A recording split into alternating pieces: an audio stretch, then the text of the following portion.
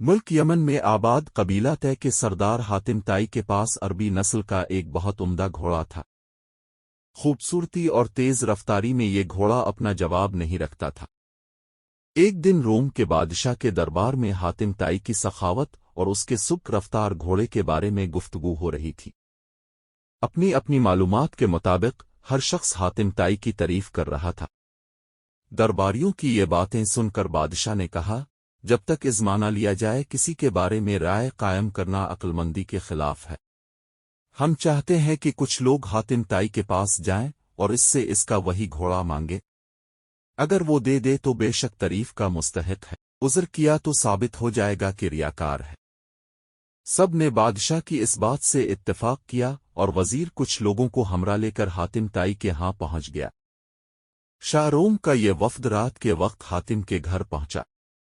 اتفاق سے اس رات موسلادھار بارش ہو رہی تھی اور بادل خوفناک انداز میں گرج رہا تھا، یعنی بادو بارہ کا زبردست طوفان تھا۔ ایسے موسم میں بہت سے مہمانوں کے کھانے اور آرام کا انتظام کرنا بہت دشوار کام تھا۔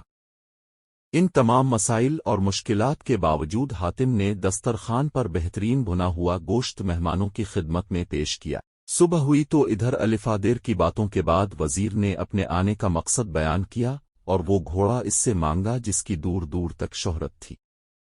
وزیر کی یہ بات سن کر حاتم طائی نے افسوس کے انداز میں ہاتھ ملے، پھر بولا، اگر آپ وہ گھوڑا ہی لینے آئے تھے تو آتے ہی یہ بات کیوں نہ بتا دی؟ اب تو وہ پیارا گھوڑا اس دنیا میں نہیں ہے۔ جیسا کہ آپ کو معلوم ہے رات بہت سخت طوفان تھا، یہ کسی طرح بھی ممکن نہ تھا کہ میں چراگاہ سے کوئی جانور منگواتا اور اسے ذبح کر کے آپ کی ضیافت کا اہتمام کرتا۔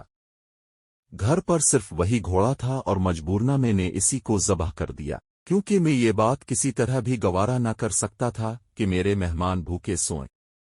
وزیر حاتم کی یہ بات سن کر حیران رہ گیا۔ اس نے کہا، لوگ آپ کی جس قدر تعریف کرتے ہیں، خدا کے فضل سے آپ اس سے بھی زیادہ مہربان اور سخی ہیں۔